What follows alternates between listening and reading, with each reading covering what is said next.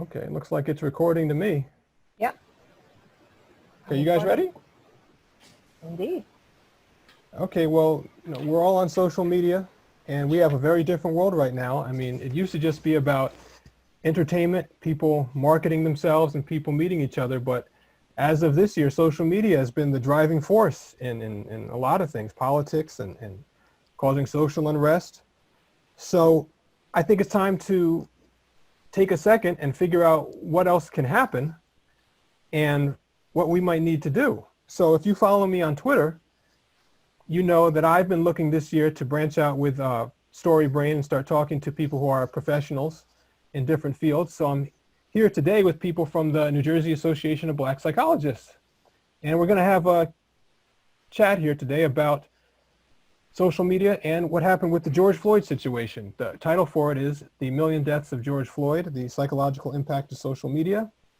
And we've got some people here today who we're going to talk to. So I'm sure everybody's screen looks different. So I'll just go on my screen and ask people individually to introduce themselves.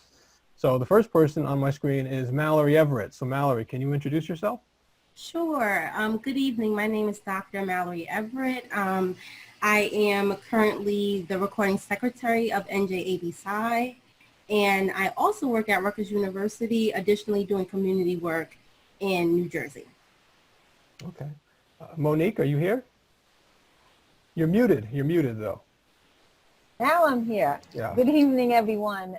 Thank you, Garrett, for holding this forum with New Jersey Association of Black Psychologists. I am currently sitting as the president of NJAB Psi, and also professionally, I have a private practice and I do consulting work in the area of trauma. Okay. Barbara, are you here? Can you introduce yourself? Yes. Good evening, everyone. Thank you for being here, and thank you again, Garrett, for holding this space. I am Dr. Barbara Prempeh. I'm currently the Vice President of the New Jersey Association of Black Psychologists. Professionally, I work with children who've experienced trauma, and also a professor at University in New Jersey, and do consulting work regarding police officer trauma and community trauma. Okay. Joseph, can you introduce yourself? Good evening, everyone. I'm Dr. Joseph Connell. It's a pleasure to be here and to work with and see my colleagues. I am in private practice as a psychologist, and I am also a practicing attorney.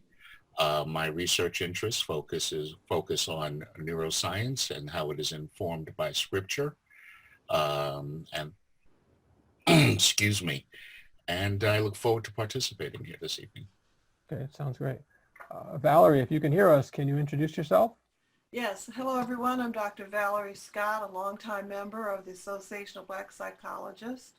I am a licensed psychologist, professor, and do a lot of things. And today I will also be behind the scenes monitoring any questions that you have. So my name will be changed to question, and in the chat, if you have any question, just address it privately to me, or any other comments you want to make, you can put in the chat, and we will monitor that as well. Thank you for coming. Okay, great. And Stacy, how you doing? Can you introduce yourself? Yes. Last but not least, I'm Stacy Pastor. I am an early career psychologist, I call myself. I'm a mental health counselor. My experience is just in group therapy as well as individual. I will be collabing with Dr. Val on the questions, so we'll be behind the scenes posing questions on the topic. And yeah, I'm just here to learn and hear everybody's insight. Okay, great. I think we'll be able to have a nice free-flowing conversation. We've got some good topics to talk about. And, like I said, things always happen that are unforeseen when you're online and trying to do these things. So if anybody gets disconnected, we will try to flow through it. If I get disconnected, hopefully you can just give me a minute to come back. And otherwise, I think it'll be fun. So the first topic for me is, what is the societal effect of an event that would be scarring to one person happening to millions of people at the same time? And I think that's the main difference that has caused a lot of the stuff that's happened this year. In my experience, I think that a violent death, watching the violent death of another person, is something that some people will never see or never have to see. And in the past, we even in the days when we were in villages, we wouldn't see that more than once or twice in our lives. So we're wired to have incredibly powerful reactions to something like that. And now all of a sudden people are seeing something like that happening on a scale where 1 million people or more are watching the same thing happen, and they're all having this individual reaction occurring to them that's making them want to go and act. Do you think that this could be a good thing for society with societal change, or do you think it could be a bad thing for society? So, you know, if anybody wants to chime in with something, go ahead. That's the first thing I'd like to talk about. I would say for me, I think that it's not necessarily a good or bad thing. I don't think it's either or. I think it can be both, right? So we saw action come out of seeing such a horrific event. We saw people come together and mobilize to spark and really be intentional about change and really demanding change and being fed up with what they were seeing. But additionally, we can't ignore the vicarious trauma that is associated with seeing such images. There is no pre-dissemination process where you're like filtering and editing and not seeing the raw core, which again elicited a lot of raw emotion that sparked mobilization. But that has psychological and physiological effects on people, that trauma. So I think it's not necessarily good or bad. I think good things came out of it, but we can't ignore the adverse effects that seeing such imagery has on people and the community as a whole. Let me ask you this. If you had the power to do so, would you extend social media to the whole world so everybody saw these things, or would you cut it down? Because I feel like, you know, in different countries, people will have different reactions to these types of things. So I think that can be interesting too. Absolutely. I mean, that's a really good question. And I sit here and I'm thinking about that because it's almost asking, is the good effect of it outweighing the bad, right? Effect to have people exposed to such horrific, traumatic events. But I think in this country, there is a sense, or even in this, I guess, world, there's a sense of desired ignorance, right? That this is still not happening. The conversation that we constantly have to continuously say, this is happening to people of color. We are being discriminated against. And so for that purpose, I would say I would expand social media so that people can actually witness visually, so they can't ignore it. They can't choose to ignore that this is happening. And we can also see how the situation occurs in other countries, because I know that in the UK, people started protesting against police violence and things, even when this event had happened in the United States. So they were having a look at their own policies. Well, you know, we've hit a bit of a perfect storm here. For approximately 2.5 months prior to George Floyd's torture and murder, we've been dealing with COVID-19. And that laid bare a lot of social inequities within this country to begin with, plus the fact that African Americans as a people are emotionally sore to the touch from all of the trauma that they've experienced ever since our arrival as a people in this country. So many people have lost jobs. So many people have gotten sick. African American people have been infected at a rate of about 3 to 1, as opposed to our Caucasian neighbors with regards to this particular illness. And then to see this happen when we are emotionally already invested in what's going on in this country the way we are, is like rubbing salt into a wound, pouring insult upon injury. That's the way I see it. Now, spreading this about, yes, I agree that it should be spread about, because the United States is not the only country where racial injustice seems to be the order of the day and racial inequity seems to be the order of the day. So yes, I believe it should be broadcast about. Responsibly so, I would say. Responsibly so. What do you think about the fact that so many people of different backgrounds and even different colors were coming out and protesting? Is that a good thing? It reflects an awakening. It reflects a somber coming to a reality. It reflects the philosophy that they're coming for you today, but if they come for you today, they may be coming for me tomorrow. A lot of people have been forced into a position where that the injustice was laid bare before them. 8 minutes and 46 seconds, it's kind of hard to discount, even though we have become experts at discounting what happens to people of color, what happens to many of the downtrodden, no matter what their ethnicity in this country. But we have been forced to deal with it here. I wanted to kind of speak to it too. I'm pretty in line with my colleagues as it relates to recognizing the benefits. Initially, the thought of expanding, in recognizing the trauma that, seeing the deaths visually, in recognition of the trauma that causes, I guess, as a trauma specialist and my clinical side, I kind of scream no, but my social justice mind is more saying, yeah, it needs to be done, because I do recognize that what's happening as a result.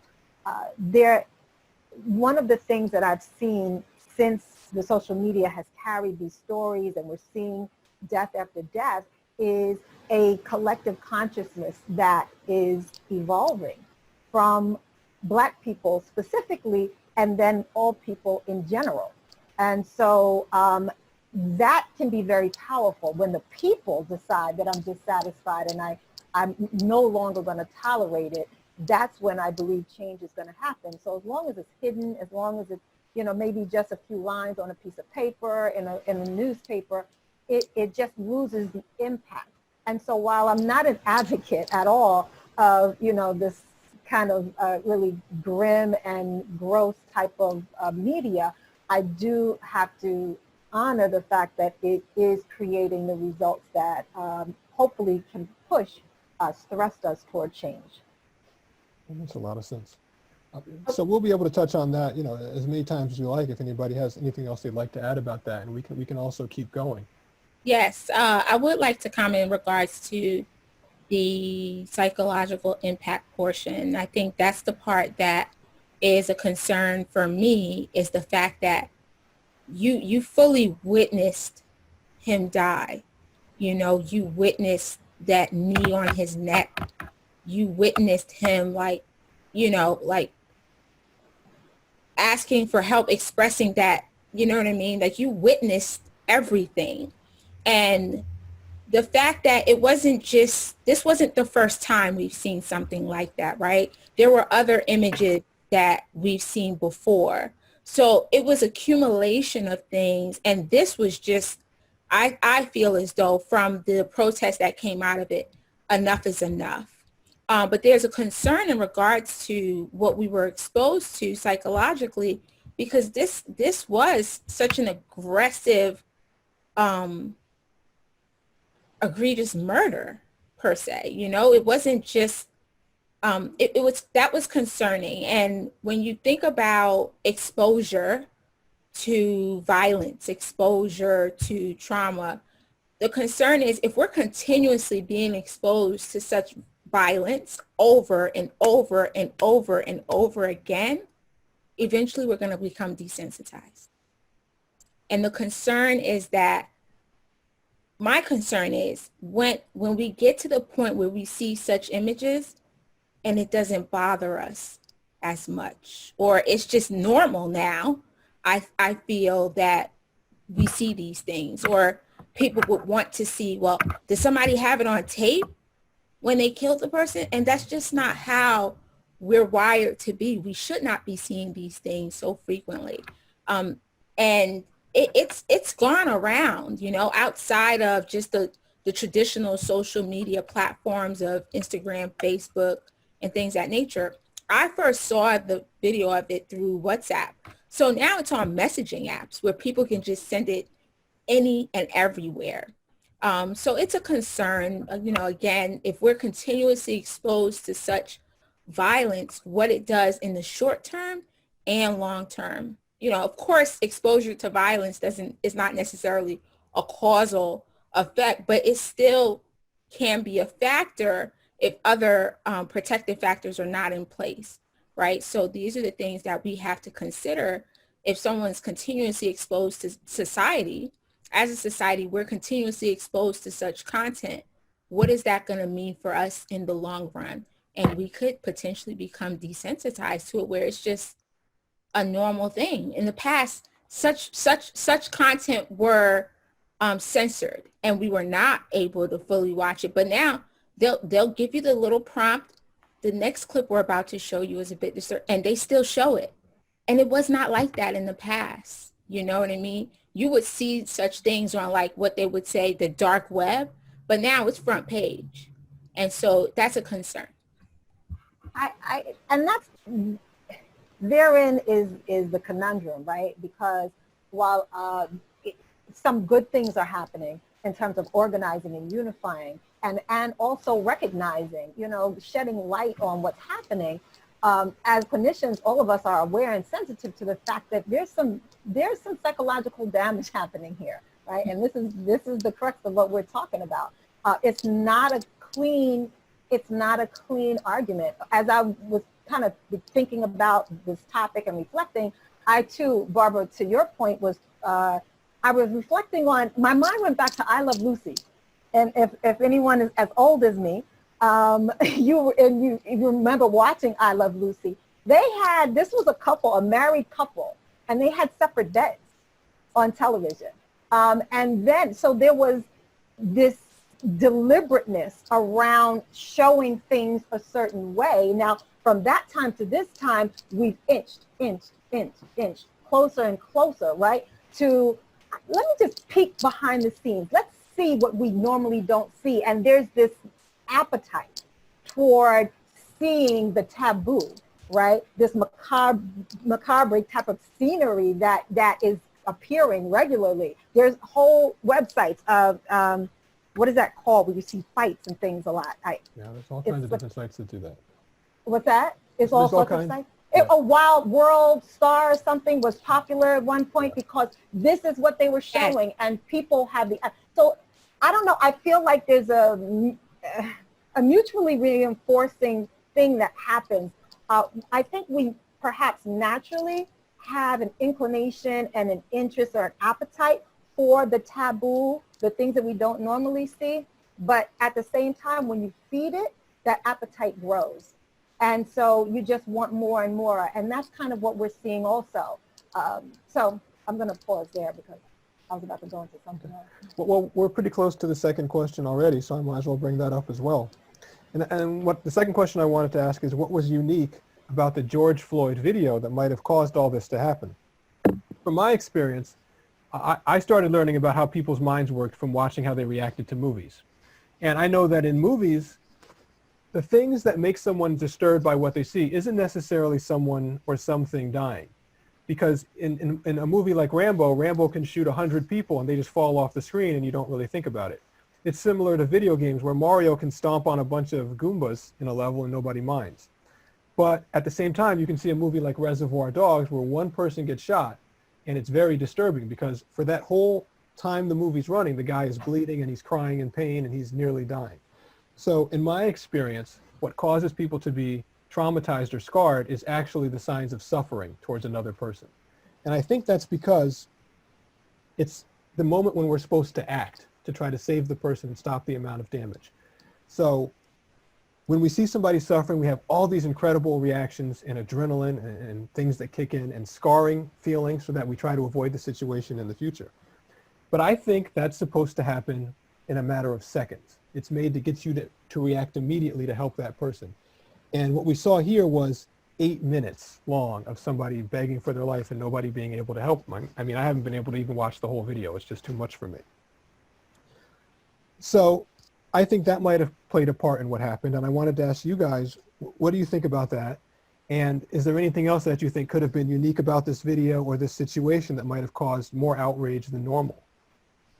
I think you make a very valid point as it relates to the suffering and people's reaction to suffering and to see suffering it evokes a compassion. It evokes empathy also, and compassion is it's a motivating force.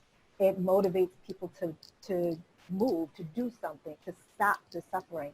And so I think many people those who were present as well as those who watched it via, whatever media platform they watched it, it elicited that compassion.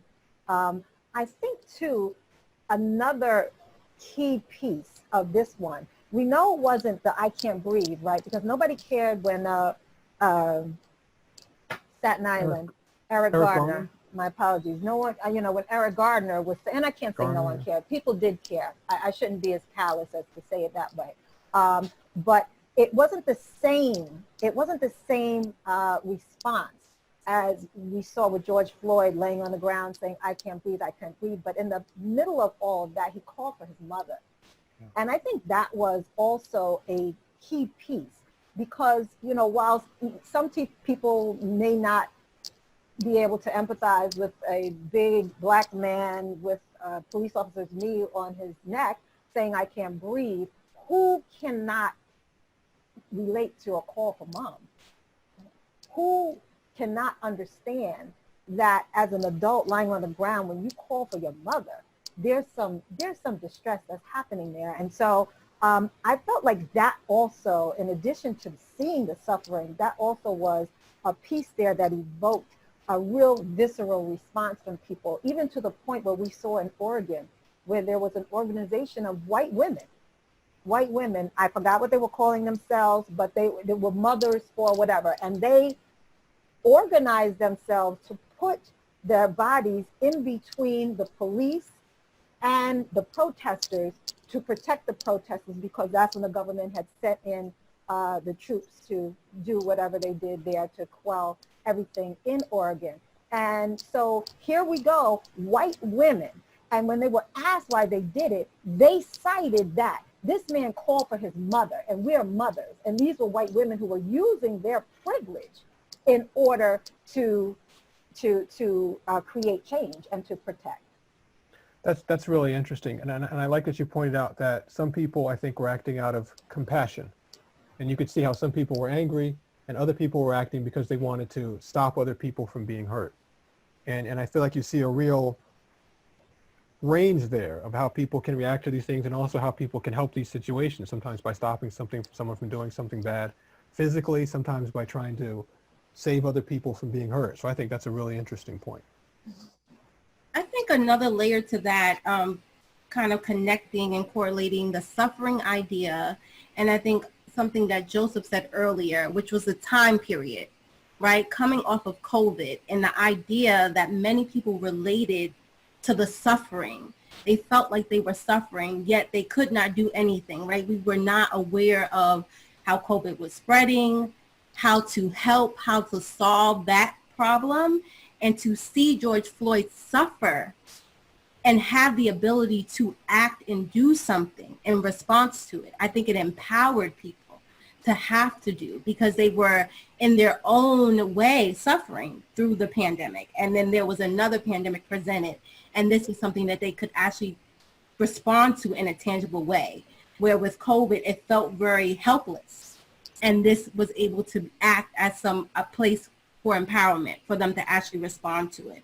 I think that was an additional layer of the suffering, and being able to maybe not save themselves, but yet they could then respond to this horrific injustice, this horrific act that they saw this man die for the extended amount of time that he did. So I think that's another piece to why it was different. I think the time period of COVID and people just really feeling helpless and hopeless, and they saw this event and it just evoked a very strong reaction. And I think you brought up something that's really interesting too that I'd like to ask you guys about. You said that people felt empowered now to act. Do you guys think that in the current situation with social media, where anybody can essentially send a message to anybody, and a lot of times people get a lot of messages they don't want to get, do you think that this generation of people feels like they can be effective now on a larger scale? I mean, is there a change there? I mean, I know we had the civil rights movement in the 60s where there was a lot of change, but how does that compare to now where every every young person can send a message right to the president if they want, and then or other people. And a lot of times, you'll see those same famous people respond and start talking about the messages they get. So maybe that's a good thing. I do want to add just another, twist to what Monique was saying in regards to Eric Gardner. I think another Is piece it of Gardner? I think it's Garner. G-A-R-N. Garner. Sorry. I think another piece was that we saw a similar situation. Like we first saw that with Eric Gardner. And to me, it was like, again? You know what I mean? Again, we saw that people were outraged. It was looked down upon by some institutions, organizations, and so forth. So it's kind of like, okay, hopefully people have learned the lesson. And then again, it happens. And I think that made people even more outraged. Like, why are we in this situation again? And that's why people were starting to use the phrase like, I still can't breathe, So I think that it made a significant impact. Like I said before, it wasn't the first time that we saw something of this nature, and we just had something very similar to this. So it really made people, to me, I felt as though move to act because this is happening again, so that's how. Well, allow me to say this. I'm sorry, I don't mean to cut anyone off, but as an African-American man, watching this happen, I was infuriated and I was saddened and I was re-traumatized because of the rate of how we are killed and taken advantage of. This man, everyone speaks of his suffering, and yes, absolutely he suffered. I call it torture. He was tortured for 8 minutes and 46 seconds. People sought to give him help, and they were denied by the police that were resident on the scene. The officers that stood by and colluded with the officer that had his foot on this man's neck, they were culpable by their inactivity, their passive behavior. And then to have the media carry this, and to no small degree, in many venues, they denied the injury, the extent of the trauma and the injury this man suffered. They tried to minimize the extent of his injury. They probed this man's history, and they followed the usual modus operandi that I have heard on so many occasions. This person was killed, yeah, he died, but he stole a Twinkie from a grocery store. So he has this history. He deserved what he got. He should have listened to the police. They don't realize, people do not realize the extent of how we have been conditioned to live in a state of consistent fear and separation from those who are supposed to be responsible for our protection and care. Okay, Sharon is back here. So Sharon, I hope I'm pronouncing your name right. Can you introduce yourself if you can hear me? Yes, absolutely. Hi, everyone. My name is Sharon Spriggs. I am a third-year doctoral student at Fairleigh Dickinson University. I'm working on my PhD in clinical psychology. Okay, so it's good to have you here. Thank you. One thing I want to underline is that we're doing this on October 14th, and this would have been George Floyd's 47th birthday. So we thought this would have been an interesting, just an interesting date to do it. I want to ask you guys if you see any similarities between this event and some other things we've seen in the past that have caused a lot of social change.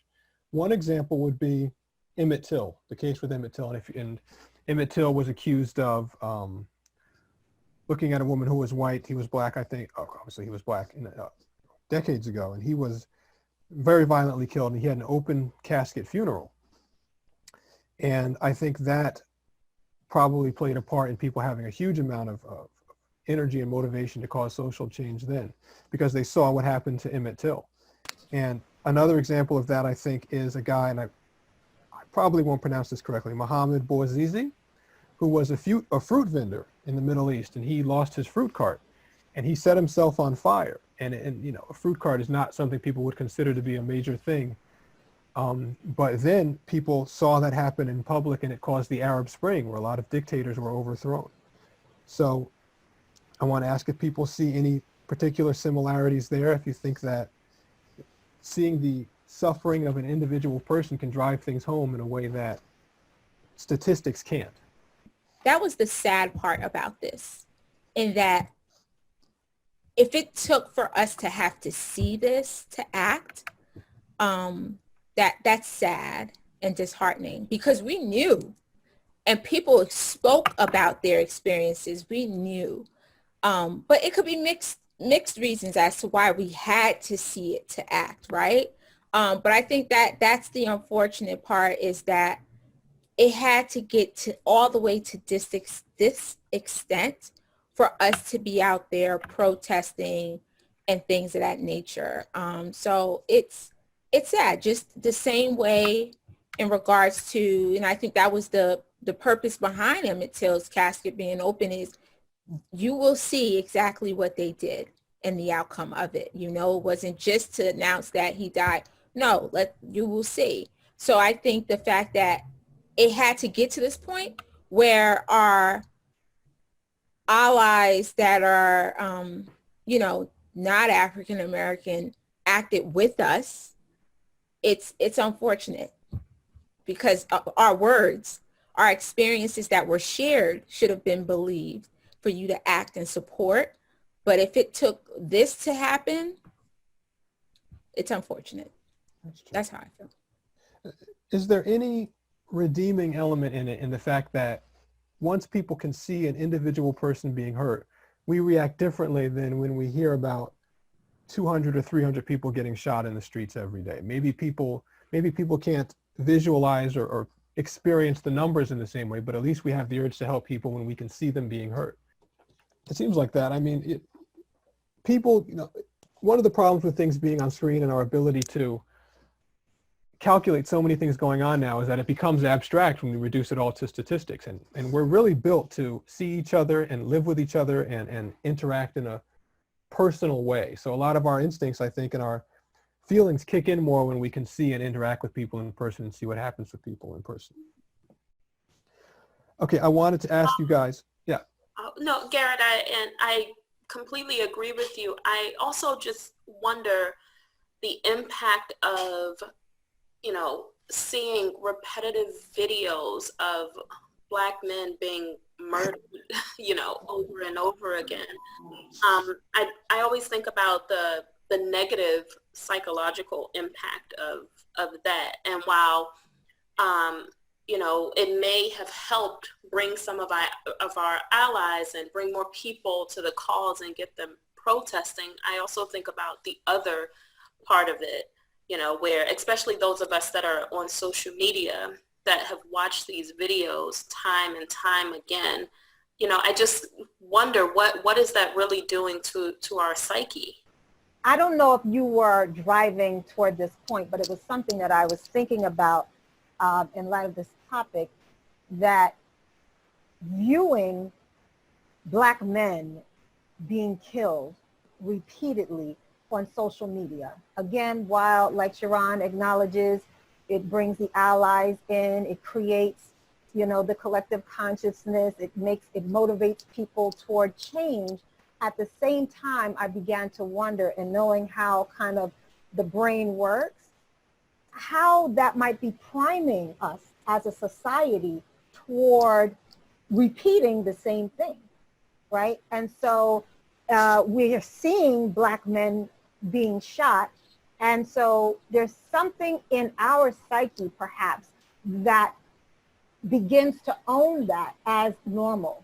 Now, if you flip that and look at it from the other side, I also wondered the same thing about police, right? And so there's an implicit bias. There's a priming that's happening in their minds around, see a Black face, shoot a Black face, right? So I'm wondering, like, what is really happening at deep levels of the brain during, while we're seeing all of this. So that gives me pause. I don't know per se, but knowing a little bit about how the brain works, there's something else there's some other effects that are happening here. Yeah. And that's an interesting thing to bring up. One of the most interesting things that I've seen on YouTube is that around the 1920s, 1920s and 1930s, they did interviews with people who were slaves who were freed after the Civil War, because they were all around, let me see, if they were born around 1850, they would be around 70 or 80 years old or even older then. And they were still alive, obviously. And they did recorded interviews with them, asking them about life as a slave and being freed in the Civil War. And I remember specifically they asked a girl about some of those experiences, and she talked about seeing another slave get tied to a tree and whipped because she talked back to someone else, and they knew not to interfere, but they obviously were scarred by the experience, because when she was 80 or 90 years old, she remembered it vividly and could talk about it. So you're absolutely right that was the experience for slaves too. We've heard it in their own words. Stacy has a question from the audience. Oh, great. Let me see here. We're talking about, this is going back to the death of Philando Castile. Yeah, I think the Philando Castile situation was so bad, I didn't watch that video. Just from hearing about what it was, I knew that if I saw that, I wouldn't be able to unsee it. Before we go too far into that question, Garrett, I wanted to go along with what Monique was saying. You actually kind of took the words right out of my mind in regards to me thinking about us functioning on a day-to-day, like going to school, having watched these videos, going to work as Black and brown people and having to be like normal, so to speak. Or how about if, they do try to address it with these kind of like watered down, standardized diversity meetings, does it really help, or is it really for show? Is it really, progressing us as professionals?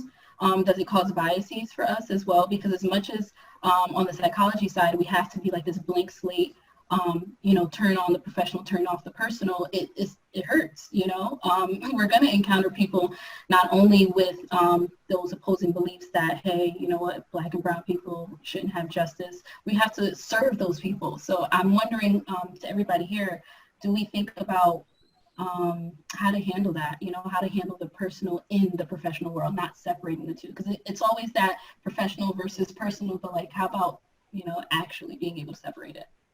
I wonder if that's, achievable. I'm not sure you can. I'm not entirely sure that you can, Stacy. Right. I believe that as human beings, that we do have feelings, and I believe that most people of color, well, I'm fond of saying generally, we all function with a high level of anxiety these days. And that anxiety takes many forms, and it has a tendency to physiologically affect our brains. To Monique's point, our prefrontal cortex, our amygdala, I don't want to get too complicated into this, but these are all areas that are affected by repetitive stress, post-traumatic stress, acute stress disorder, repetitive stress disorder. We go through these things and they become habit. Once somebody said here, they become our normal. And how does post-traumatic stress become normal? How have we learned to integrate that into our daily lives? Garrett, you and I had a conversation earlier on about post-traumatic stress. It's addressed in many instances as a disorder. And I understand the need for the clinical fine-tuning of the definition. But when you speak of a disorder, you have to first understand what the order of a thing is supposed to be. How natural is it? What is the natural response to watching a man have a knee on his neck for 8 minutes and 46 seconds? What is the natural response for a young child to see her father killed in a vehicle, shot in a vehicle by the police while her mother recorded it? What is the effect of watching someone gasp, "I can't breathe," repeatedly while he is strangled with impunity, apparently, by those who are supposed to protect us? How do you integrate that? What is an adaptive behavior supposed to be for that? I don't know. Perhaps someone can help me. I was hoping you would mention that, because I certainly don't know either. I think that's a really fascinating point. But Well, yet still we call it a disorder as if there's a normal way that we're supposed to deal with that. That in itself, I find there's an implicit insult attached to that as far as I'm concerned. You want me to accept that as being a part of my everyday life. When I walk out of the house, I have a grown son. When he walks out of the house, I have two daughters. When they walk out of the house, when my wife walks out of the house, it's supposed to be normal for me to have a heightened sense of awareness as to what happens. When I see revolving lights behind me as I'm driving down the road, what is a normal response to that for a man who's accustomed to seeing his people being harassed, being targeted, being beaten, being incarcerated by an incestuous system where prosecutors and police work together because they depend on each other so much to make sure that our people are put away. Anyone they arrest is actually put away. Once again, I don't wish to go too much further into this because I know some of what I'm saying is even going to border on being inflammatory, but it has to be said. That's an interesting point. And when I think about it, I would think that seeing something really awful happen to another person and not being bothered by it would be the disorder, not being scarred by it. That seems to be the natural reaction. If you had to pick a disorder, yes. But here, let me take this down the road a little further. A lot of people remark the person resisted. The person went silent and didn't answer questions. The person seemed to freeze. When a person is being traumatized, they're undergoing all sorts of physiological changes in their brain. Their prefrontal cortex almost literally shuts down. Their amygdala goes into hyperdrive. I mean, I can go on and on and on with the cascade that's involved here. But when we have these physiological reactions, they're mistaken for belligerent non-compliance instead of chronic fear. How do we handle that?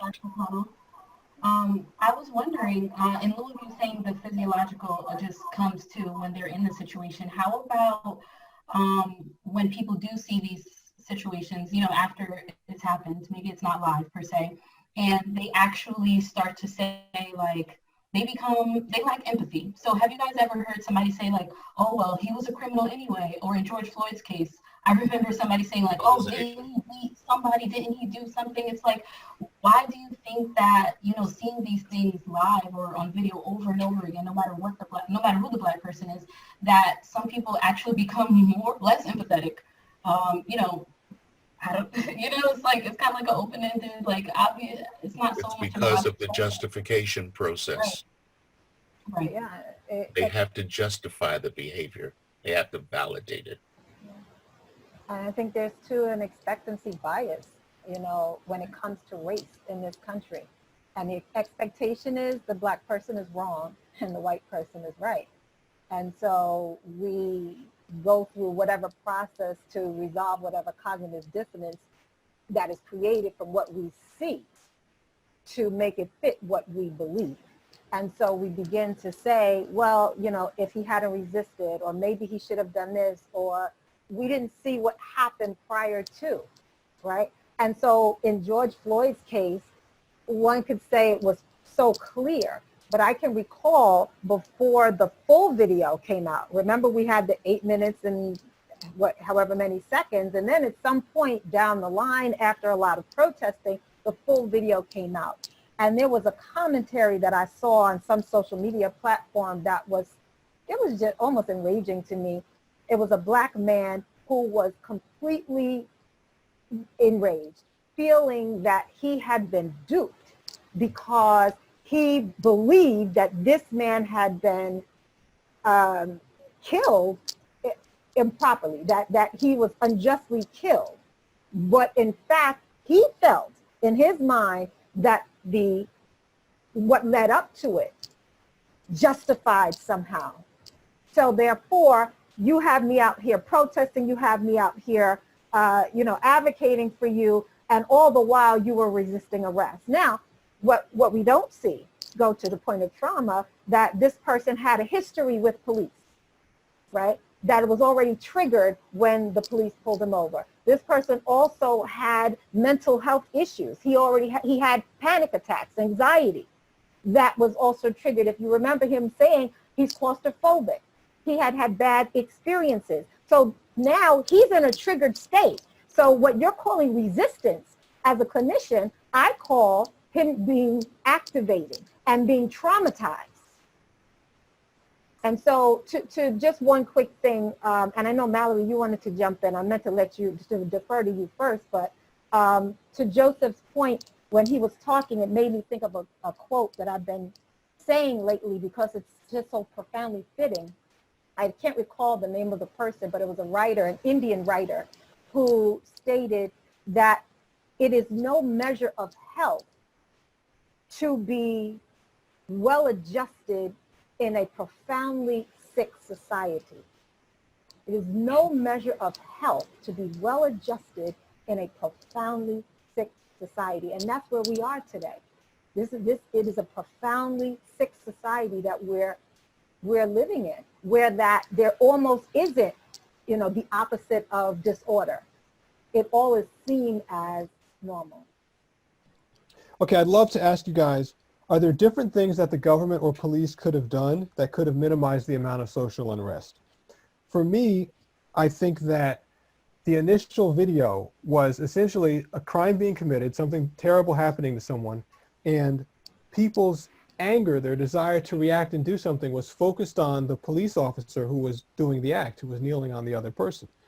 And in that video, as far as I know, he just does the act and then that's it. There's no retribution, there's no apology, nothing like that. And I think that gave people an incredible urge to do something to stop it, do something physically, and nobody was able to do anything. It's like we were watching from behind glass the whole time.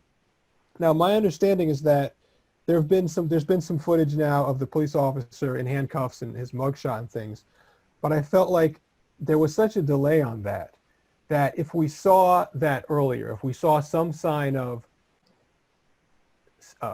regret, some sign of desire for an apology, some sign of him sitting in the jail cell and society showing that this was not right and something is immediately happening to this person, it might have done something to reduce the amount of anger that people felt, and maybe we could have had a better situation.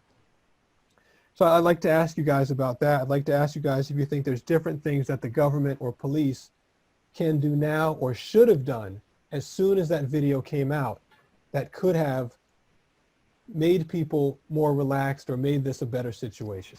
I don't think there is much the government could have done. They probably could have handled the situation differently by arresting the officer as soon as possible. But I also think that this is built up rage and anger and sadness. It wasn't just the George Floyd situation. COVID is also happening. People are in the house. People have lost their jobs. People have family members that are dying. And then for Black people in particular, I almost feel like, we feel the wrath of our ancestors when something like this happens and we see it plastered on TV and we continue to see these injustices.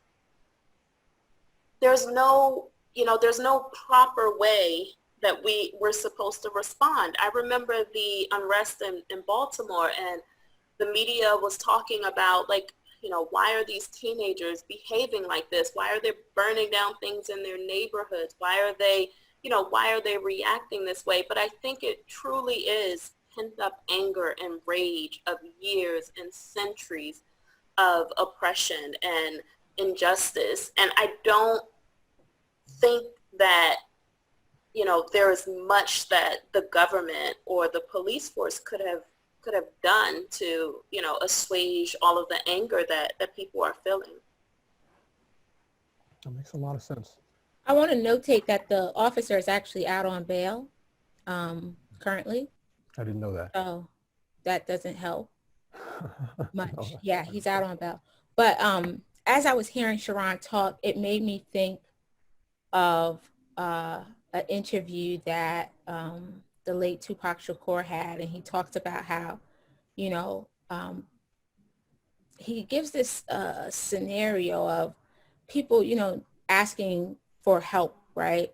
Knocking on the door, first saying, please let me in. I forget what the exact words he said. Knocking on the door, please let me in. Knocking on the door, please let me in. Knocking on the door, please let me in. And he literally says, after a while, I'm just going to break down your door and come in. And I think that's the situation we had in this situation here. It really was enough is enough. And even if the police, the government would have done something sooner, there still was something about watching it happen and watching his fellow officers just stand there. And I think that made it unique as well, that you can't say, oh, it was just this one officer that made a mistake. To me, you kind of, with all due respect, you saw an institution act. You didn't just see one, you saw a group act together. And that right there was extremely disappointing, because gone are the days where you can say, oh, it's just that one officer. It's just that one bad officer. We saw what can happen where it's just that one bad officer and those that stand by and do nothing and say nothing. That creates this cycle that we're continuously having and perpetuates that it's okay within this institution. So that right there in of itself too, in addition to everything else, just really outraged people, because again, no longer are we saying it's just that one bad apple. No, there were others that were there too. And you saw the effect. If you don't speak up, someone can die. And you saw that happen. So I just wanted to notate that. And I As think long that's what, as- I'm sorry, Mallory, please. yes. I was just going to say this quickly, and then Joseph, you could take it. But I've been sitting here trying to leave space, right, because I'm conflicted. The clinician in me is fully aware of all the adverse effects of seeing this happen. But then the Black woman in me is saying, do we want to continue to allow for people to be sheltered from what is happening daily, right? Because the million deaths of George Floyd, he represents things that are happening continuously every single day. And that to me is the power of social media, that we can no longer say, well, that's not happening on my street or in my community or my block. I've never seen this injustice. This is not going on. And so I want to leave space for that, right? Like I want to say, no, it is uncomfortable. It is traumatizing. It does have a lot of adverse effects, and you have to see it now. You can't say it doesn't exist, right? You can't say you don't experience it. You can't say that people are lying and making it up. It validates, it shouldn't have to, but it does validate, and it does share amongst and have a lot of reach. And so I'm sitting here like conflicted, right? Because again, just going to the first question that you brought up, Garrett, I don't think it's a good or a bad. Like, I think it's both. And I think because it's so persistent, because it just doesn't seem like it's letting up, because it's happening over and over and over again, I do think that we need the visual to make people uncomfortable. And that's all I wanted to say. Go ahead, Tracy. As long as one person sees their fellow man as less than they are, this will continue. Yeah. And it's unfortunate. It's the unfortunate reality. As long as you see the person that you're charged to deal with, as long as you form a psychological bond and coalition with your cohorts and decide to see the people, another group of people, technically as the adversary, or you're grudgingly or sarcastically, I'll say, for the want of a better word, rendering protection and care and doing your job, it will be a problem. Now, let me be clear. We are not talking about all police officers. We are not talking about everyone who wears the badge. There are too many decent men and women out here laying their lives on the line. It almost sounds like a cliche to say it, But those so-called rotten apples that we're supposed to ignore, they poison the whole barrel, because they get to the officers who would normally step forward and say something. But remember, there's a whole psychology as far as addressing your brother's failure. You will be shunned. You will be ignored. If you're in a situation and you call for help, they may be a little slower in coming than they would for their colleague that stood on their side. There is a lot going on with this that lies beneath the surface that would encourage an otherwise decent, dedicated officer to remain silent. There is an almost spiritual apathy when it comes to being involved. Nobody wants to go to work hated by their colleagues. They already feel like they're being hated by their community and resented by their community. There is already existing an us against them mentality. I've sat in session with police officers, and they are highly bonded. I've had one officer tell me in counseling, the only person who understands me is my partner. I said, what about your wife? What about your parents? What about you? No, they know me. I love them. They love me. But the only people who understand me are the people who wear the uniform and have the badge. This, to me, borders on a form of pathology. It does. They have become suspicious of us. They are defensive against us. When I say us, I mean people of color. Would they see people in their worst? We as professional people have a tendency to see our fellows at their worst. In need, vulnerable, open. And they do the same thing. Only thing, we are trained to do it, and their training is woefully inadequate. Now, prospectively speaking, there's a lot that can be done to correct the situation, provided people have the courage to do it. I mean, we can call for periodic psychological evaluations. We can talk about sensitivity training. We can talk about emotional resilience and de-escalation techniques. There's a number of things we can talk about, but there has to be a willingness as a group for our colleagues in blue to address this issue. I especially feel badly for people of color who wear the uniform, because the common statement that I hear is they're shunned by both aspects of society, both memberships of society. Too black to be blue and too blue to be black. It's an interesting phenomenon, folks. And that's a good segue to the next question, because that's exactly what I was going to ask about.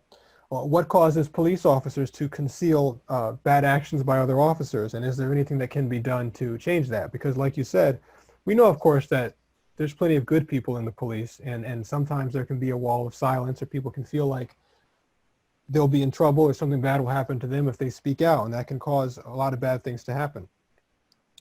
So one of the things that stands out to me is, of course, we can go back to the 1930s, right, in Germany. There's a very famous picture of a Nazi rally from 1936.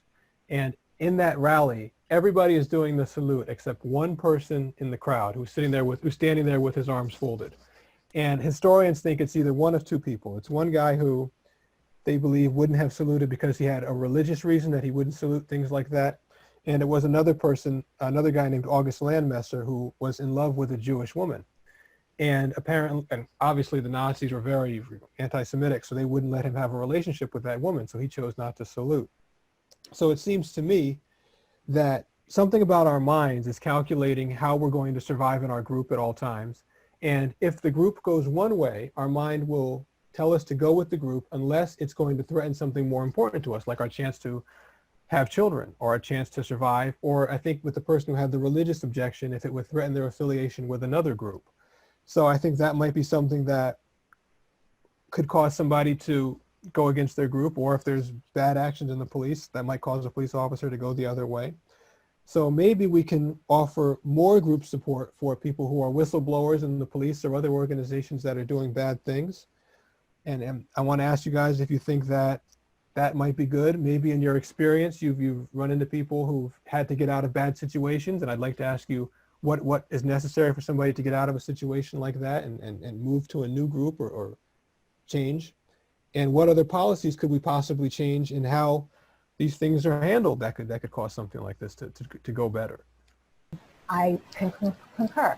I definitely have heard the statements about from police officers that feel that the people that understand them, it's not their spouses, it's not their children, it's not their best friend, it's other officers. There's a very strong, they even call it what? A brotherhood, right?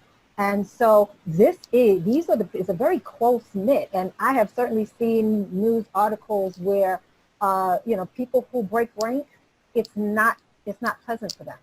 It's very unpleasant for them. And so there's a huge cost associated with breaking ranks, to the point, to be honest, even if there were protections offered, I don't think police would trust that.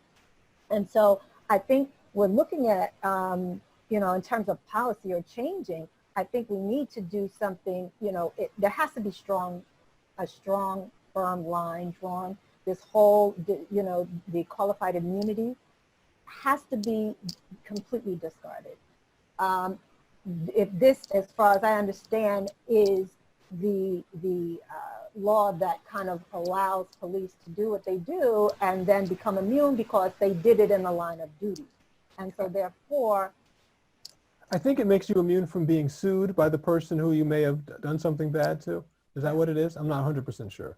yeah, but I think it also protects their position as well, if I'm not mistaken. I don't know, Joseph may want to speak to that. But certainly qualified immunity is a barrier to allowing accountability, justice to happen.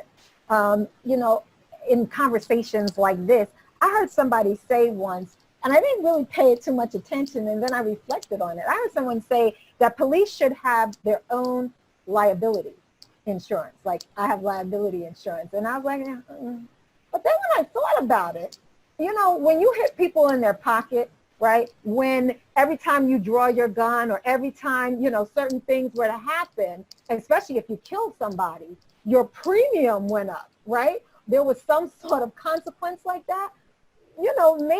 Maybe there would be some sort of difference that people would think twice. Maybe that would, loosen at least the fabric of the brotherhood because, hey, it's me or you, and so now I gotta look out for me. But I also think there's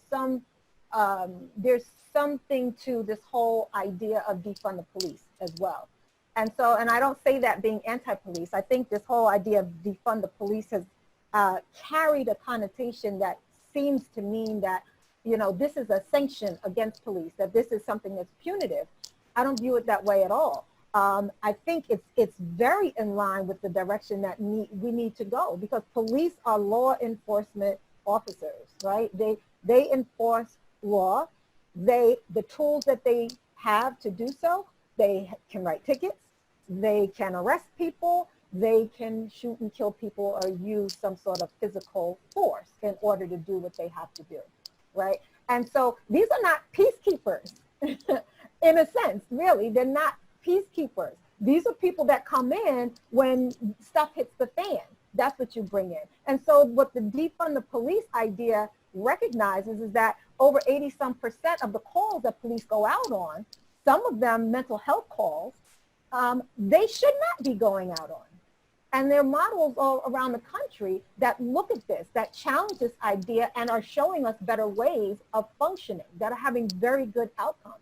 And so I would support this whole idea of defund the police for that reason. Again, not to sanction police, but to put police in the position where they belong as the last exponent of, if you want to put them on the continuum of public safety, they're the last exponent of that. That if, there's domestic violence, if there's somebody nodding on the street in front of your store, if there is, somebody who's decompensated because they're mentally ill, that there's another body of people that come in to deal with that we don't call the police for those things.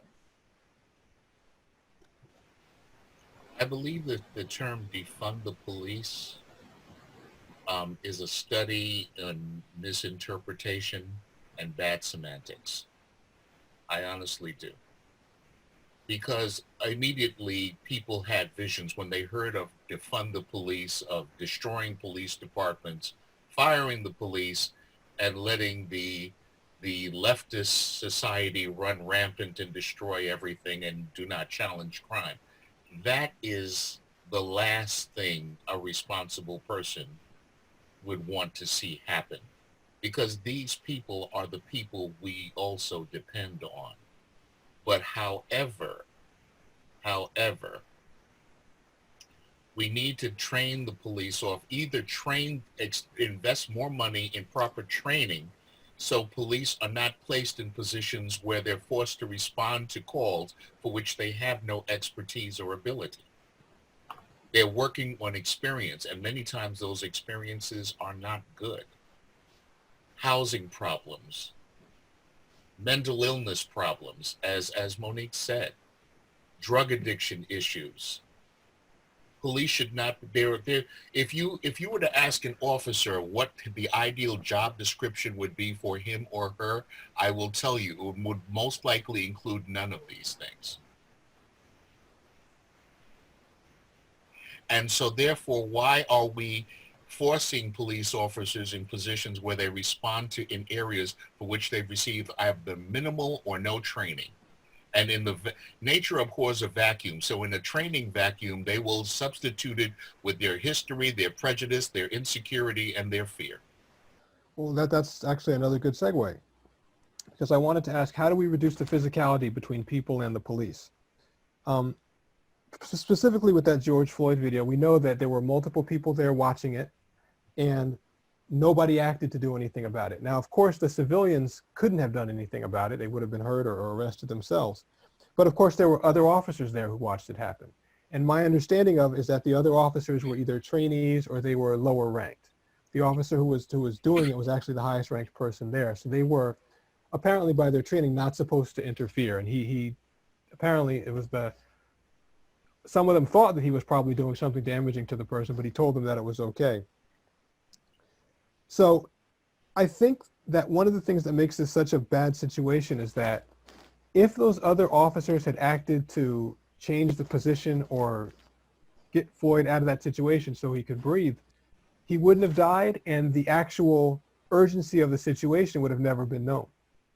People would have thought maybe he was just making it up. They don't know because they sat him up and he was breathing. And in that case, the lower ranked officer probably would have gotten in trouble, probably would have been reprimanded or whatever for disagreeing with a higher ranked officer. So are there some steps we can take to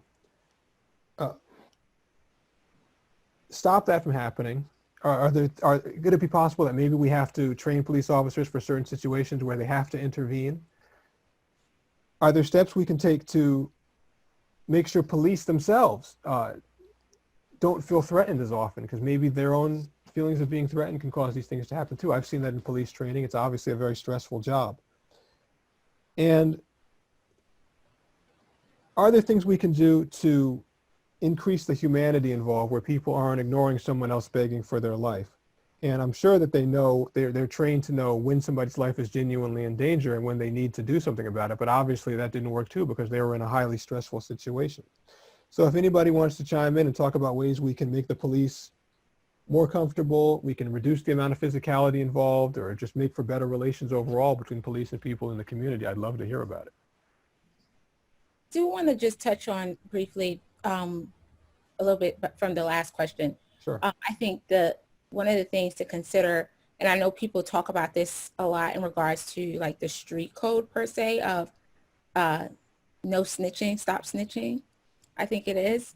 And that sentiment, which ironically by law enforcement and things of that nature, prosecutors were like, this has to go away because murders are not being solved. People are,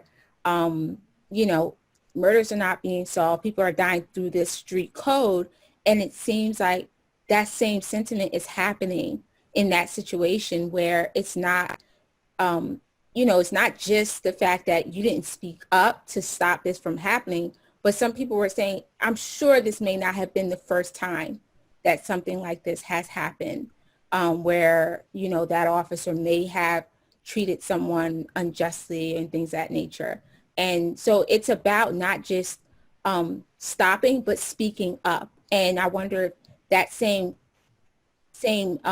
attitude or motivation for telling people when police officers are trying to do, when detectives per se are doing investigations, stop going by the street code of no snitching or stop snitching within the own institution as well, right? Keeping that same attitude within the institution, that normalize it, that it's not snitching, but yet you're holding your partner accountable, right? And that keeps everyone safe, you know, because I think with us seeing these images of these unjust shootings and killings of African American people in general, officers are also not safe, you know, and that's a concern too that should be considered as to why it's important for these things to stop and be addressed. So it's not just the community. Some officers are not safe as well as a result of this from the community that may be outraged and less trustful of the police. Yeah. I want to kind of take off from what Barbara was saying and also kind of move toward your question about, you know, what can be done with police. Because she's absolutely right. The inherent in the role of being a police officer is trauma, right? They do put their lives on the line. They're out there every day. They see kind of the worst side, the ugly side of humanity, day in and day out, and that takes its toll, just like what we've been talking about with the larger community.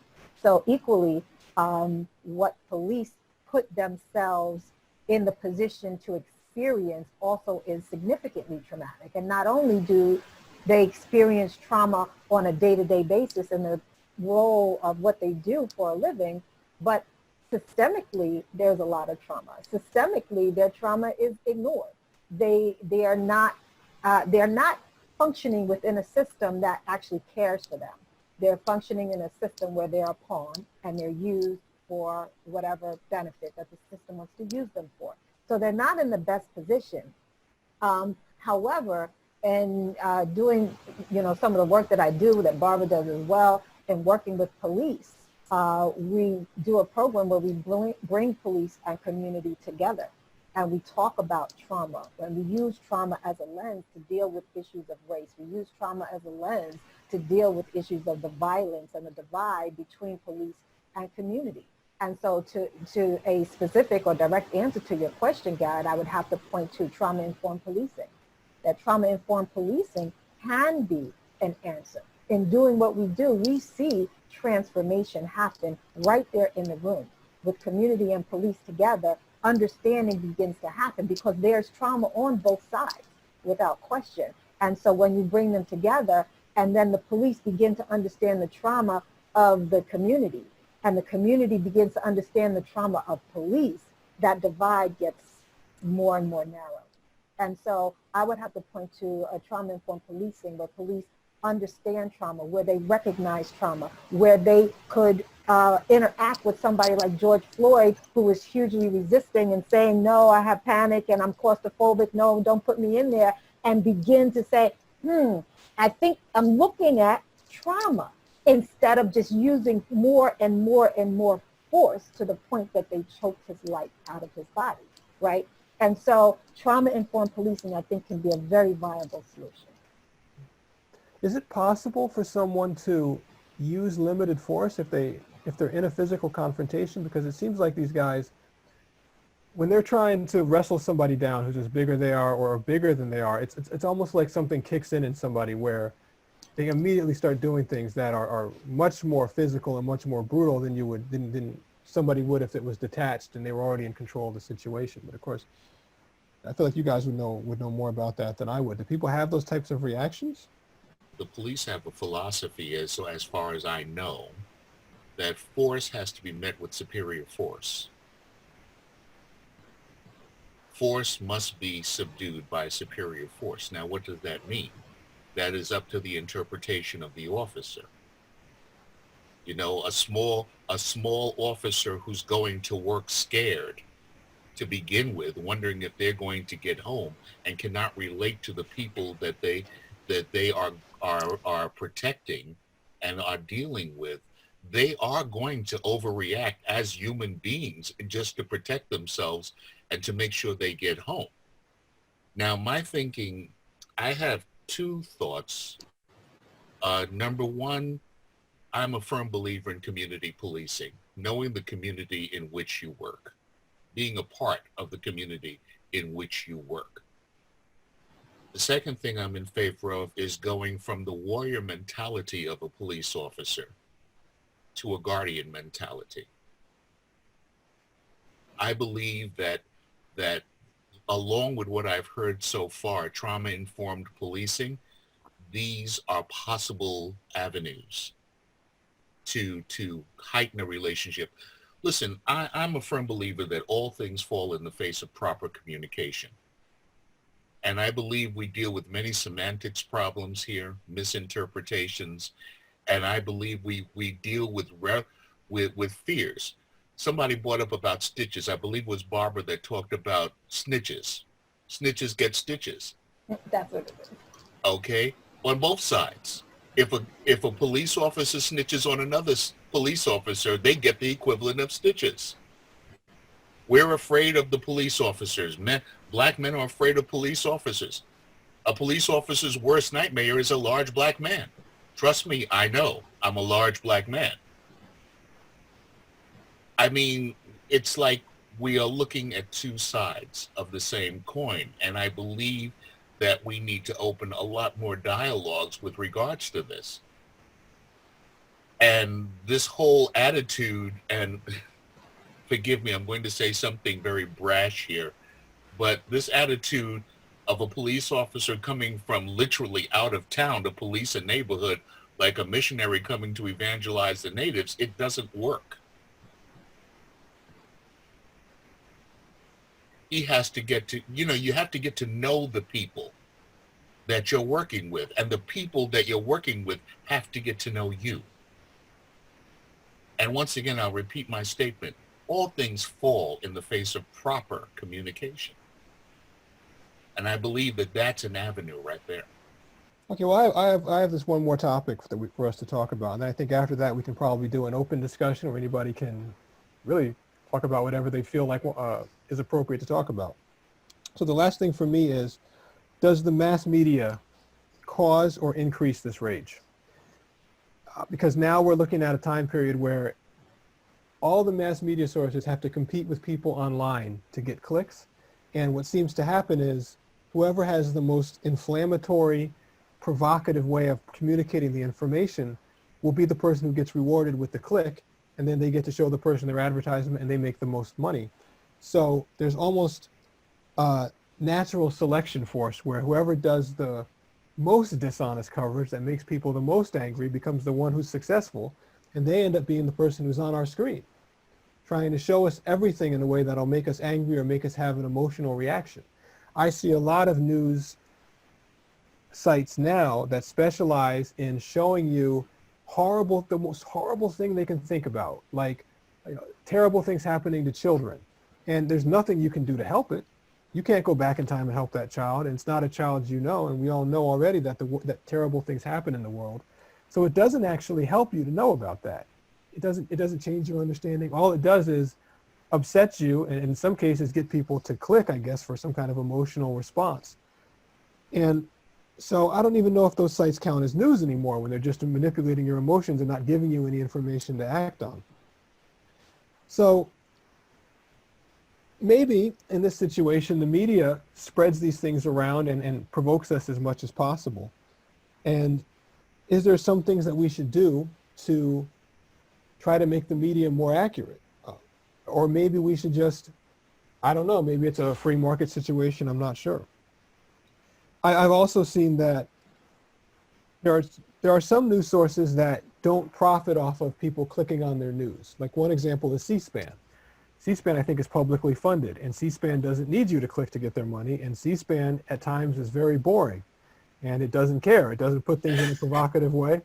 But C-SPAN, if C-SPAN covers something, it'll just be the information you need to know. And if they cover something that's happening in society, it's usually something that's important to know about. Another example is Wikipedia. Wikipedia is, of course, as a public encyclopedia where people can write their own articles. But if you go to Wikipedia's front page, they have a news scroll that also tells you other things going on.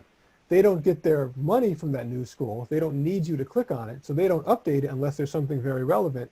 And sometimes 2 or 3 days pass and it doesn't put any new stories on the news scroll. And I like that because I don't think I need that much news in my life. And it shows you to me that not a lot of what we see is very relevant. So should we encourage people to follow more news sources like that? And if not, is there any advice that you guys might have for how people should watch the media, the normal mass media, or things that you think we can change in the media that might make it better? I think having access to independent bloggers on YouTube or Facebook is very beneficial. One of my points earlier that I was talking about is, repeatedly watching these videos and the negative psychological impact.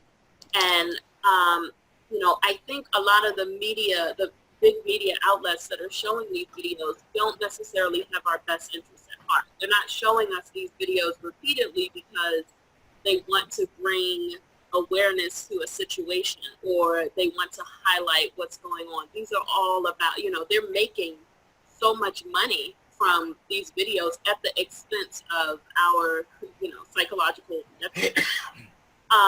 But I do think that, that's not to say I'm not encouraging people not to watch, mass media or popular media, but I also think that, the independent bloggers that are on YouTube, they also talk about different scenarios that are going on. And one thing that I sort of like about those bloggers is that it is very interactive. So you're interacting with the people. You're not just watching these videos and watching commentators talk about different incidents. You're talking to other people who are also on social media, who are also dealing with this. Someone also brought up earlier, how do we sort of separate, our personal versus professional life when we see these videos and we see these incidents happen, and then we have to go to work the next day and sort of not have an opinion or pretend that, we're not impacted by this. When you're, in my experience, when you're interacting on these other independent bloggers, you are interacting with people who also are dealing with similar situations. And for me, it's just been more helpful. I think it's a generational thing where I'm just very used to, using social media and different social sites to get information, but I also think it's less biased. Makes a lot of sense. And I'm glad you brought up that we use social media because I know we wanted to make sure everybody had a chance to list their Twitter handle or whatever social media site they prefer to use. Starting with NJAB side. Yes, yeah, go ahead and do that. Let's make sure we get all those in so people can hear them. So what was you can follow us on Twitter, Instagram, Facebook at NJAB side. I often suggest to people that I speak with that they go on social media diets, that they limit the amount of social media. Social media is addictive and it has physiological effects on the brain. I will have to tell you that there's nothing more comfortable to a social media person than to get a like or to know that they're being followed by somebody. There's an article by I believe it's Harvard University. The doctor's name is Trevor Haynes, I believe it is, that getting likes on social media is the same high, releases the same neurochemicals that are released when you gamble, when you exercise, when you use recreational drugs. It's an interesting phenomena, and it can easily become addictive. And the way to deal with that, as I said before, is, in my opinion, and please, I have colleagues here that are very learned in these areas that will say, limit your social media, especially those social media sites that not only provide you with the news, but tell you what you should think about them, well, about what you're hearing, giving you your opinion as well as the news. I think those sites are very corrupting, and I think they're very dangerous. And one thing to mention though also is that I know that Twitter and other sites will tailor your news feed for you. So if you only click on sites from right-wing bloggers or only click on sites that relate to left-wing bloggers, it'll eventually only show you right-wing or left-wing opinions. And I've heard that that can have the effect of really dividing people. Yes. So it can also help too that if you want to know what's going on, you can definitely subscribe to people who have both sets of opinions. And then you can hear when an event comes in, somebody will tell you their perspective on it and why they think it supports their point of view. But you'll also get to hear from somebody else why they think it supports their point of view. And then since you get to hear from both people in a more or less unedited form, it can help us have a more objective opinion and we can decide for ourselves what we think of it. You know, the slang term was melt your brain. And I've heard it used for people who play video games all day because of the dopamine and the endorphin releases and all the rest of that goes on. We have to be very mindful of that on a serious note. I did a video on my YouTube channel about social media and I did some research on it to try to figure out, at least in my opinion, what I thought was going on. And it seems like exactly what you said, something about the reward pathways in the brain, where a lot of people say that it's about showing your wealth, you know, and showing your great physical traits, and that creates jealousy, like on Instagram where people take pictures of their cars and their planes and they show themselves working out with all their muscles and whatnot. And that can create jealousy, I think. But there's other people in your life who have a lot of good things that you're not jealous of, like your parents. You know, parents have a house when you're a kid, you don't. Your big brother, you can look up to your big brother. And it seems to me that what frustrates us about those sites is not necessarily that we're jealous of people, but that we don't actually benefit from those people who we're watching with all the fancy cars and things. They're not really our friends.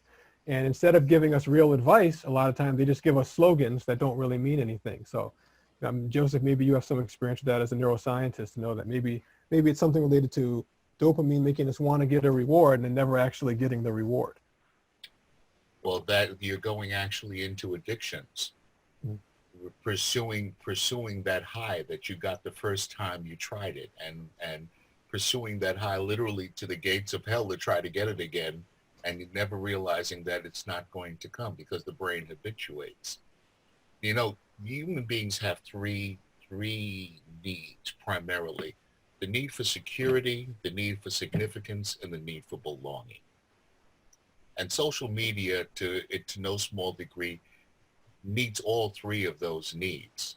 It also does something that's also very interesting. Excuse me. It provides connectivity and it also provides anonymity at the same time. I know what I want my followers to see. I know the me I want them to see. And I know the me I'm trying to hide. And it creates a false sense of connectivity. Now, technically speaking, it sounds strange to say, but there's no such thing as one brain.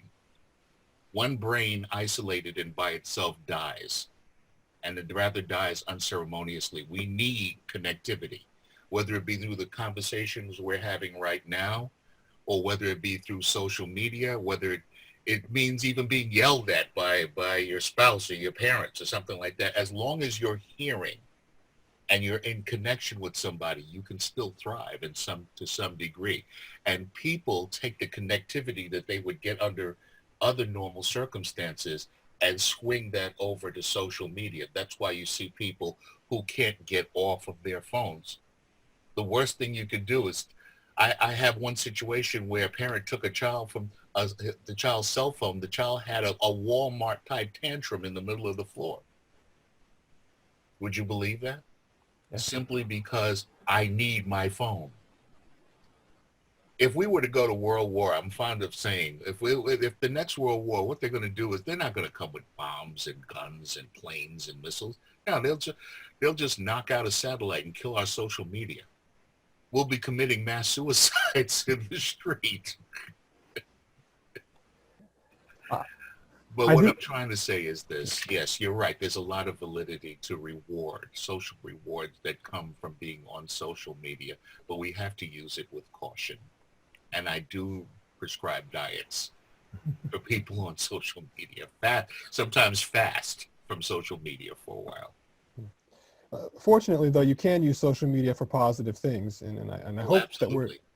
that we're using it for something positive tonight. And I definitely want to make sure that everybody make sure you get a chance to mention what your social media handle is, so we can spread some positivity on there. And we got in NJAB size. Mine is at StoryBrain1. That's STORYBRAIN1 on Twitter. So I update on my videos and things I'm working on and different notes about my ideas. So when you're speaking, make sure you get your social media handle in so we can get some positivity on there. And we're just having an open discussion now. I mean, I don't have any more questions. So if you guys want to talk about your experiences on social media or share any comments you have on things we've talked about before, now would be a great time. Are there any questions also from the audience members? If you have questions, you can shoot them to question SB or Stacy. Yeah, you can send those along also. I've been collecting and compiling questions, both from the chat and from what we've been talking about. I think before I even get into the questions that I'm going to read for the panelists, which everybody's insight was awesome because you guys took it from different angles. I kind of also want to circle back to the point we made about how can we reform, the system, how it is, how can we reset, like the psychological impact set through generations on, I would say, as cliche as it sounds, be the change that we want to see. And why I say that is because a lot of times we're in that, well, maybe not as professionals, because we take like oaths and abide by ethics, but a lot of us function from this level of, well, it's not my job to educate, a person about something they could easily access themselves, some resources that is available to me, they can also delve into, or just sending them an article, that they're going to read, when most times out of most, they may not read it, so if we kind of shift away from, it not being our responsibility and taking full responsibility personally and professionally, I think that'll get us far, because even when we're talking about, hey, snitches getting stitches, as snitches get tongue twister, even as we were talking about that, as Barbara mentioned, it's like that there's so many research examples, but just shortly to condense the point I'm making, if you are the person who starts something, like let's say littering per se, right? If I'm like, hey, I don't want to see litter, but I'm just like, hey, I'm just one more person littering, the next person is going to do it or not litter, or I'm just going to tell the next person not to do it. We kind of don't get a change because everybody's mindset is so like, self-serving, like, well, I don't have to do it, the other person should, so I think both as professionals and just in our personal lives, we just need to be that one person, like, hey, I might get demoted, I might get written up, I might lose my job. In essence, I'm sorry, that's what it sounds like too. But yeah, we have to be those first people, because I'm on that side of, hey, I have family who's in law enforcement, what about me? We always talk about what they should do, how they should feel, but then they come home to us at Thanksgiving and holidays and what have you, and they talk about, the traumas, that they face. They're probably even a little reluctant to come to the rescue because they're getting screened and just like, glared at, and they're getting chastised to some degree, even if they do have like their movies and stuff. So kind of just my whole spiel on the thing. And then I would shift into the questions that I have. Okay, that'd be great. Cool. All right, so circling back to actually what Mallory was saying about sheltering. I know one of my best friends personally have experienced this through work in a specific situation, but she told me about how, sheltering doesn't even start with us as adults. It starts with like the schooling system, like, the resources that we have. Maybe even what our children read in textbooks, what we see on social media, right? Like a lot of these civil rights pictures are like in black and white, but they were just like 40 years ago, probably 50 years ago. So do you guys think that plays a part in, why we are, I don't know, why we believe what we believe, if that makes sense? Or probably don't have enough information on why we believe what we believe. I don't know if that makes When you say that that the pictures from the 60s are in black and white, are you saying that we feel a sense of disconnection? Yeah, that definitely, and the fact that, you know, social media kind of is in charge of how we view or how far along these things were. You know, even in the educational sense, our textbooks, you know, go through, I guess, a board. And sometimes those people on those boards are like volunteers. They're not even people who, you know, have educational or academic training. So they're the ones filtering what goes to the masses, like the mass base. So you think that plays a part in why we're also restricted and kind of not far from change, but slow to change. I think generations definitely can feel a sense of disconnection from each other when things look different. And there's a huge sense of immediacy, I think, when you see a picture in color and you recognize that it's a person there who actually was alive, because I love to try to look back and learn a lot about history. And I collect, you know, things I find that bring history to life for me. Like the oldest color photograph I could find of a real place was from 1877. And it's a picture of this town in France. You can look it up yourself. It's something like Agen, France, Agen, France, 1877. It's the first color photograph. And that changed my perspective of just the 1800s. You can see an Inca girl who died on top of a mountain in the year 1500. And because the mountain was so cold, her body is so well preserved that you could have a child put on those clothes and sit in the position she's sitting today in that laboratory where they keep her body, and the researchers wouldn't even realize it was her until they looked really closely. Wouldn't realize it wasn't that person. And just seeing that one girl from the 1500s, from the year 1500, look like she is alive sitting there, brings all of history to life for me. Just to be able to see one person and know at that same year that girl was sitting there. I looked it up. I looked up all the information about it. Leonardo da Vinci was working at a monastery that year. He was hired by monks to paint a picture at a monastery, and a lot of other things. So yeah, your point is absolutely true. I think that when we can see things in color, it brings the past to life for us. But also having different generations here who went through it, and you can talk to your parents and people who had that personal experience and know what happened to them, I think makes a big difference too. And you know, if you want to bring up the rest of what you were asking about, I'm sure we can talk about that too.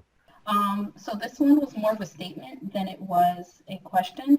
How shifting the stigma on defunding the police can be better taught or advocated as allocating and reinvesting it back into the community, as opposed to it just being like, you know, a statement or a chant or, you know, something that we just headline or caption our photos with. So I don't know if anybody else had any further notes on that part. Well, I know people are really frustrated, and it almost sounds like people want to cancel the police in the same way they would get somebody fired from their job. But you know, in one way or another, you're going to have somebody to call when somebody breaks into your house. Yeah. And people, you know, self-defense is of course a big thing too, but we need to have an organized system where people are trained and know how to deal with things, and then you can call them. We've all had to call the police at different points or needed a police officer. But it's also true that we can take some of the money perhaps and reinvest it into the community. Maybe if people had more opportunities in the community, we'd see less crime. So you wouldn't need the police as much also. So that's a question for people who do those types of budgets and look at those types of statistics. And, you know, if you guys have any opinions about that and you see how people's lives change when they get better socioeconomic opportunities, maybe you know that would work better than I would. And that really speaks to what Monique was trying to explain earlier, in that's what that true defunding the police is about, right? It's not necessarily that it's to take anything away from the police, but rather in regards to their power or their authority and their true job description of law and order, but it's really to transition the funds to other places that eventually circle back around and will help the police, right? If we are, like you just said, if we are putting funds into creating more employment within the community, right, into these types of programs, or putting more money into mental health crisis services, then you should hopefully see a reduction in their calls that really they shouldn't have to go out on, right? Because it's a true mental health crisis case where, for instance, in in the state of New Jersey, they have like children's mobile response. Instead of calling the police, you call them for a family crisis or a child adolescent crisis.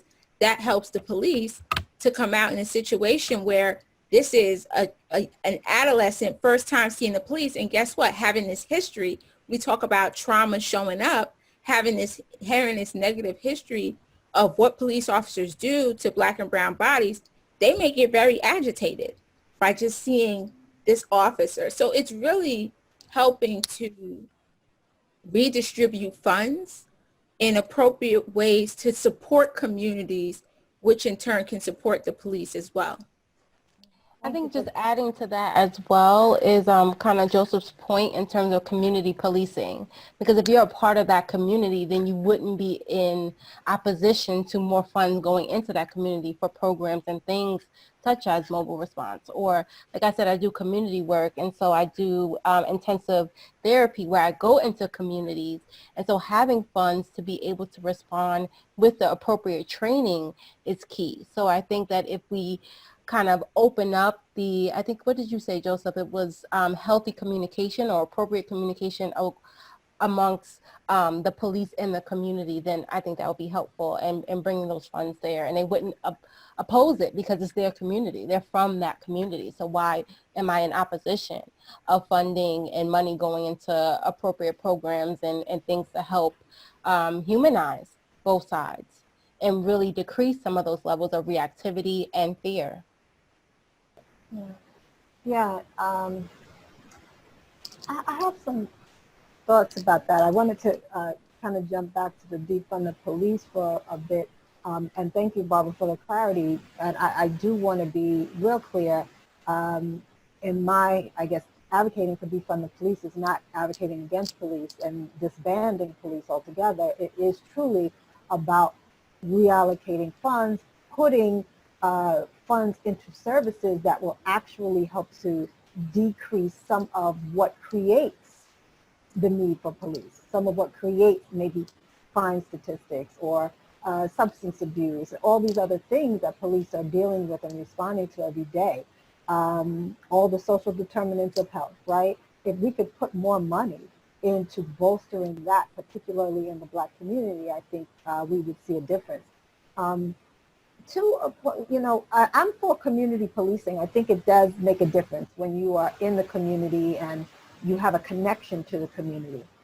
But I have lived for the most part in communities, in white communities, I have to be honest, and kind of growing up and I'm in a pretty diverse community now. But my experience is that policing in white communities and policing in Black communities are very, very different. And so white communities, it is, we're over here. If you need us, you give us a call. We're here to protect you. In the Black communities, there is this monitoring, this heavy policing and monitoring that's happening in Black communities. I heard it said, someone said, and it was such a valid point, that the crime rate is not, people think that the crime rate is the arrest rate, but it's not. It's that we are looking more.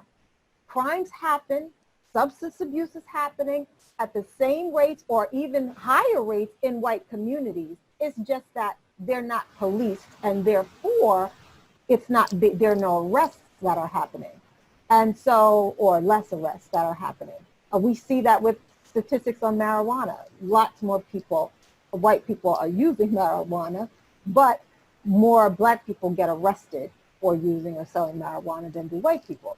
And so there's a little, I don't know, there's a little rub there for me when it comes to that.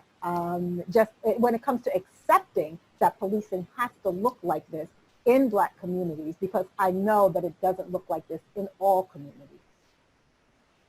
That makes sense. And I also know that in certain countries, I know in the UK, there's some towns where if you call the police for like a bike theft or car theft, they will try not to answer and they won't report it. because for one reason or another, they don't want their crime rate to go up. I think it makes them look bad if the crime rate goes up in their town. So rather than actually try to prevent the crime, they just act like it doesn't happen. They'll just pretend you didn't call and act like nothing occurred. So that speaks to what you're saying, is that it's not just, arrests that measure what's going on in a community. It's what's actually happening. And sometimes we need to take an extra second to see what's really going on, and not just who's reporting it and what their interest may be in letting you know about that thing or not letting you know about that thing. Yeah, so I think that's really important. So if we have any more questions, we can get to those, or if anybody has any more comments. I think once we get to the last questions, I think we've had a great discussion, and we can close up. So if there's any more questions, we can do those. And other than that, I think this went really well. I'm happy to get to speak to you guys. We have a lot of people here who have different areas of experience and all right, good. Different areas of experience with how the mind works. And I hope I was able to share some interesting points. And I know you guys definitely shared some interesting points. Thank you, Garrett. Thank you again for hosting Yes, us. thank you. We do very much appreciate it, and thank you to the team, both of the New Jersey AB-Sci task force, whose brainchild this was. Valerie, thank you. Stacy, thank you. And Sharon, all of us, Joseph, who worked very hard, Mallory and Barbara, to be able to bring programming like this. And stay tuned, because there's more coming from NJAB-Sci. This is our first foray into the social media world, and there's definitely more to come.